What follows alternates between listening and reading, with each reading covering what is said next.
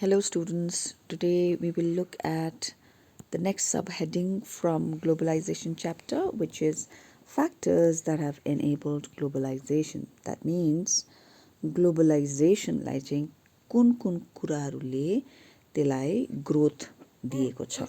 Alright, so यसमा especially we'll look at two factors. One is technology and other one we've already dealt with it in class also. त्यसलाई चाहिँ भन्छ liberalization of trade barriers भनेर है. So दुईटा कुरा छ, technology and liberalization. So let's understand technology first, right? Now rapid improvement in technology, of course it's a main factor that has pushed the process of globalization forward, right? For example, यहाँ भन्नुभएको छ faster delivery of goods across long distances are made possible, and that too at lower costs. And यो चाहिँ कसरी भयो? How was it done? भन्दाखेरि lower cost भन्ने बित्तिकै shipping को कुरा आयो. And you look here, and these are port एउटा ship को port मा चाहिँ कार्गोहरू चाहिँ लोड हुनु आँटेको होला सायद है. So these are all metal containers, and यो पनि एउटा टेक्नोलोजी एउटा के भन्नु इनोभेसन है जस्तो हो है. Goods are placed in containers that can be loaded intact onto ships, railways, planes and trucks, wherever, right? And the containers have led to huge reduction in port handling costs and increased the speed. So all this has happened just because of this simple containers. यस्तो खालको ठुलो containers, metal containers, picture मा आउँदा नै there's so much of improvement है, या फिर the process has sped up, त्यसको speed बढेको छ, and everything seems to be more easier than before, and that's thanks to technology. Now here अर्को कुरा टेक्नोलोजी भन्दाखेरि चाहिँ हामीले के पनि आयो, हाम्रो information and communication technology, or in short IT पनि आयो. Okay, so one is technology, for example, like building of creating containers. That's one thing. Another one very, very important is development of IT, information and communication technology. Okay, and we've seen कि in recent times हामीले धेरै देखेको computers through smartphones, your computers, whatever with the help of the internet, people can really do business, and everything is changing rapidly. And you have to keep in mind that this book, when it was written, was many, many years ago. Social mediaतिर यस्तो लाग्दो internet को boom पनि थिएन, मान्छेहरुमा शायद smartphone पनि थिएन होला, त्यो टाइममा लेखिएको बुक्सहरु हो. So anyway, keep that in mind भन्ने नि मैले चाहिँ, because they talk about facts and stuff like that. I don't know if you know anything about facts, but it was quite an in thing long time ago. Okay, so these are some of the things. Of course, we know how with the help of the internet and IT के भएको छ, ग्लोबलाइजेसनलाई चाहिँ यसले हेल्पै गरेको छ है. So of course we know that के हुन्छ, IT लाई चाहिँ केले facilitate गर्छ, satellite communication devices. Okay, over here this is, we'll go up here, and there are so many things. They talk about the amazing internet world, but of course you all already know about that. But what I really like is this particular cartoon over here. Very typically हाम्रो यहाँ सिक्किमतिर इन्डियातिरको scenario यस्तो हुन्छ है. अन्त एकदमै technology and then computer यो त्यो भन्छ है, डिजिटल गर्नुपर्छ भन्छ, बट देन basic कुरा, where is the electricity? So this is quite funny, right? So anyway, go through that picture. Okay, if you have any opinion, you can share it in the WhatsApp with me. Okay, so again, we all know IT है, यसले चाहिँ production of services लाई चाहिँ के गरेको छ, spread गर्नुमा मद्दत गरेको छ.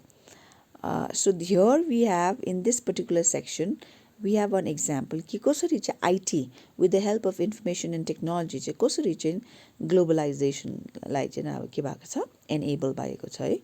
So yeah, this is this example of a magazine जो चाहिँ कहाँको लागि हो, लन्डन को लागि.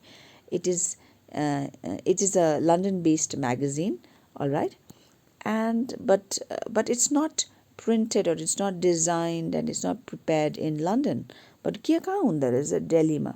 ओके सो के हुन्छ त्यहाँनिर म्यागजिनको टेक्स्ट जे छ वाट एभर कन्टेन्ट जे छ त्यो टेक्स्ट म्यागजिनमा के हुनुपर्छ भन्ने एउटा खालको त्यो स्याम्पल चाहिँ with the help of the internet they send it to the दिल्लीको प्रिन्टिङ अफिसको अफिसमा चाहिँ पठाइन्छ. alright, and then so the Delhi office and this printing people, they start their work, they design, then they start planning, and of course contact bhaibasa with the help of the internet, emails, video calls, and then go through contact bhaibasa, and they will finalize whether this design is okay or not. And once okay bhayeपछि त्यहाँबाट के हुन्छ त्यसलाई print गरिन्छ.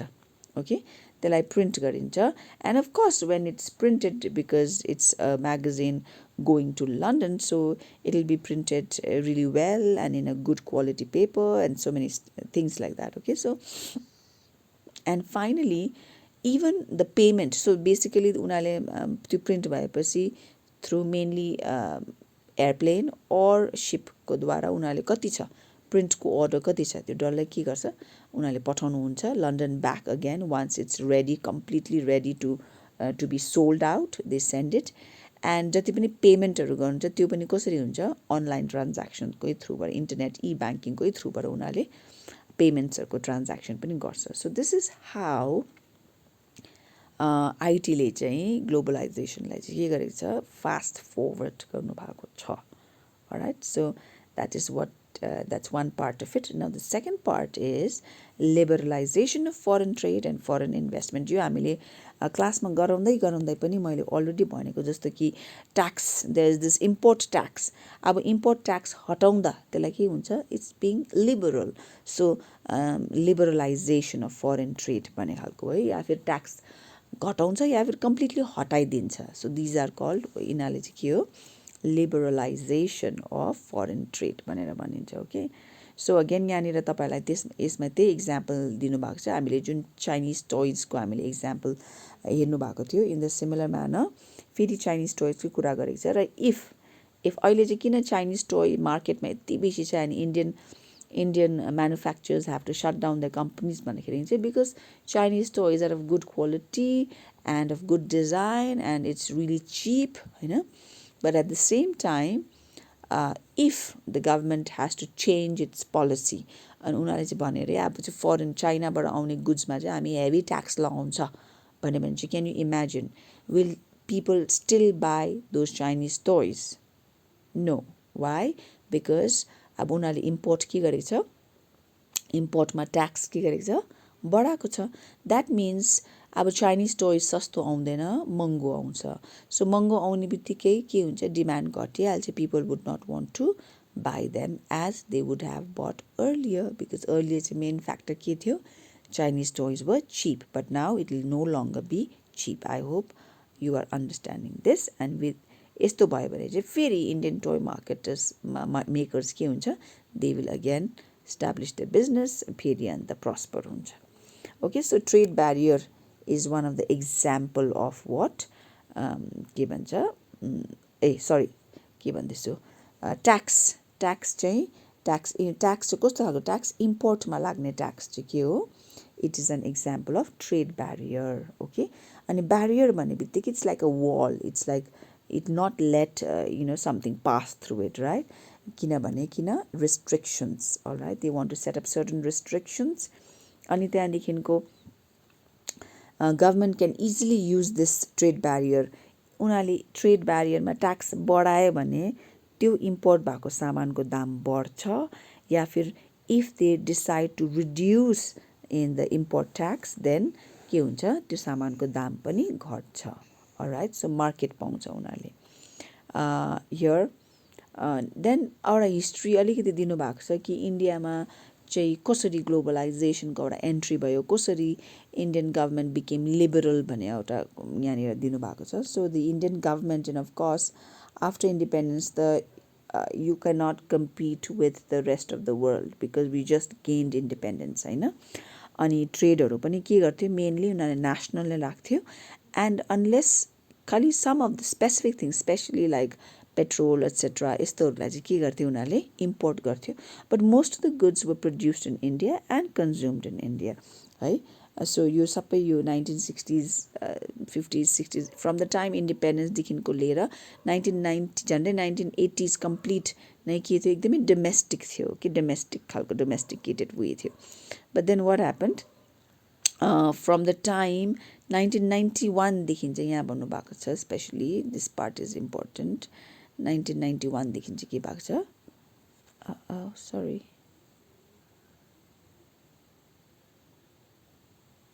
just hang on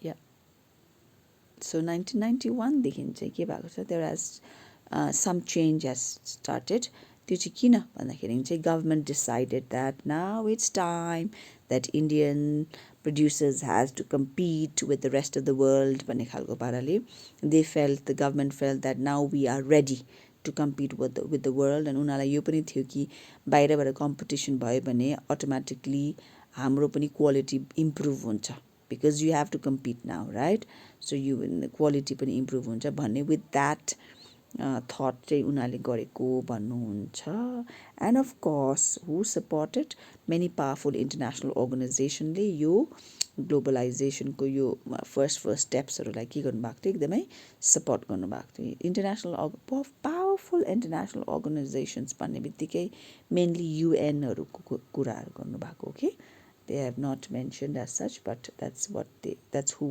they are talking about thus barriers on foreign trade and foreign investment were removed to a large extent okay 1991 देखि चाहिँ and to the point कि अब import export पनि सजिलो भयो at the same time not only that the foreign companies could also set up factories and offices here so if you understand अहिले बुझ्यो भने त्यसलाई चाहिँ के भन्छ the very initial stage of के भयो globalization भयो है so त्यसो भए liberalization भनेको चाहिँ के रहेछ भन्ने भने this is what is liberalization removing barriers or restrictions set by the government is what is known as liberalization so जति पनि barrier छ जति पनि restriction छ which has been put there by the government they remove it उनीहरूले remove गर्छ कसले remove गर्छ फेरि governmentले नै remove गर्छ this is known as liberalization so again what are the factors that enable